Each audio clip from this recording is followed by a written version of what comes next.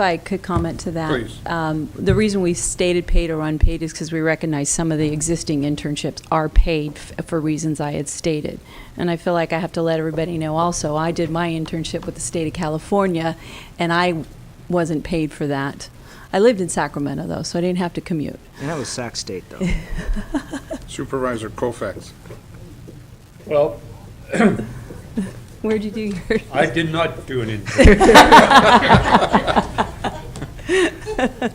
Did they have those back then, To get my Dave? degree. What? Did they have? Did they have those back then? Best 3 years of my life was in second grade. Come on. Let's. I wish the chair would restrain me from this sarcastic comment. I've taken a beating enough today from Oh, that's because we love you, David.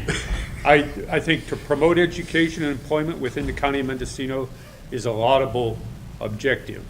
What bothers me about it is then we start shifting and words coming in to provide departments to increase, to enable tracking, to assist departments with the administration of interns. And I'm a little concerned here is everybody is for health, everybody's for wellness, but then we'll end up with a working on internship program here that everybody will support, because how can you be against educating young people, right? And so my concern here is how much in the way of resources, how big a program are we talking about? Because there's some departments that you wouldn't want, in my opinion, young people be exposed to what they do and how they do it. And there are other departments where people will be mentors, will be excellent at the job of providing the kind of support, but there will be a cost involved, and I'm not sure here that we are in a position to be able to allocate any resources from your department, or perhaps many departments, to be able to take on the additional responsibility of mentoring. And in that regard here, all of this makes sense, but if there are some that need to be paid, if there are some that are going to need special oversight and so forth, I would be very reluctant to support that at this time. We don't have the luxury. The idea that we would be encouraging people to come into county government and so forth, I don't know that we have any real evidence that this is a recruitment. Paul isn't working for the city of Reading. You're not working for the county of Sacramento. You've come and gone somewhere else. That's the benefit that the internship programs have created. Now, Paul, don't force me to say how. I worked for the city of Reading for 3 years after I was. Yeah, but you're here now.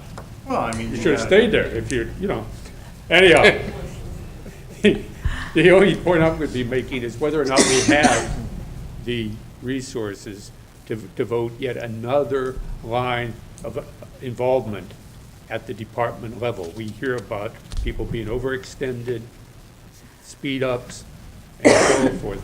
On a volunteer basis, I think there were some departments in which this would be desirable. I'm not so sure that it is something we would want to establish across, that I would support across the full spectrum of departments. If I can provide some clarification to Supervisor Please. Colfax.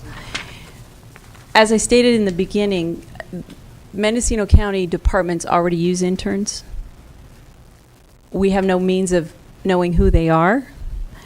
Human Resources does not know who those interns are quite often, because they come in as volunteers. Mm-hmm. We also, as Human Resources, we often receive phone calls from colleges and possible employers to follow up on a student who did an intern within our county.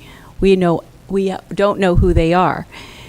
By all we've done is taken an existing process and formalized it and gave them a point to funnel that information and provide us with the information for when those calls come in, and also to ensure that these interns out there are going through the required safety program. We have a safety program that already exists. The interns come in, they're in our facilities, and they have never gone through a safety program. Those are the bare minimum components that we're trying to make sure happen currently. So by formalizing it and providing this service to the departments, was a trade-off to make sure that we are knowing who these people are. We know that they're going through the safety program. We are documenting their time served. We are able to provide that information back to the universities or potential employers when these students use the County of Mendocino as a reference. We've had students call, employers call wanting to do a reference. The person that did the internship, the person that the student did the internship is no longer a county employee. We don't have any documentation. We can't help that student with their time spent here at Mendocino County. So it already exists. In regards to resources from Human Resources, the department fills out the request online. We send it off through our email contact list that we've already created. And that's the extent of what we're going to be doing. And then they send us documentation when the internship program's complete and how the student did. So that when somebody calls us, we have their name and we know that they had a successful completion of the intern program. So that was why this was all started, is to bring it all together and to have an idea of who these people are on our campuses. Well, if I can chime in towards the end here, I think this is a great formalization of a program we already have. We're facing great financial challenges of recruitment and eventual retention. This is a step to grow our own in a more formal way, and I think it's an opportunity that could be afforded if we recognize it and formalize it. And I think that's all we're being asked to do, is accept this report of formalizing this situation that already exists. And I'm in favor of it. So we're just accepting a presentation today. We're Correct. not looking for any actions on it. And I want to thank you for bringing this forward, Ms. Clauser. Thank you. Good job. Okay, we've got a number of items, but before we do that, we do have a staff member here. Can we go to the consent items 11 and 12? I believe Supervisor Smith had a couple of questions. Thank you. I believe Ms. Angelo's here. Questions on these two. This is items number 11 and number 12 on consent. And it would be, these are grant programs. They, one of them is through only June of this year, the other is through August of this year. So my question is, where do these treatment beds, these are for treatment beds for both a methamphetamine program and a Proposition 36 treatment program, where are these beds located? Chairman Wattenberger and members of the board, Supervisor Smith, the beds are here in Ukiah at the Ford Street project on Ford Street.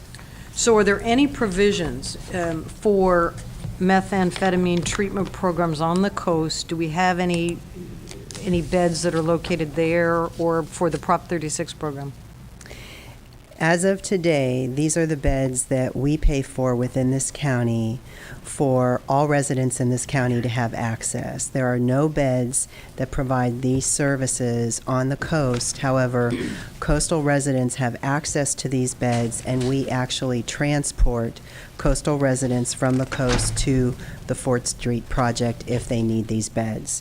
We pay for approximately 6 to 7 beds with these dollars. Okay.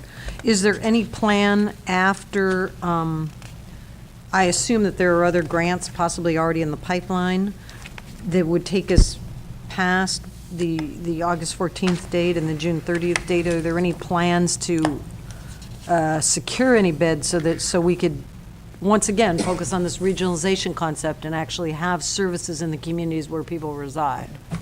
Well, as of today, we're actually concerned about having a reduction in our services due to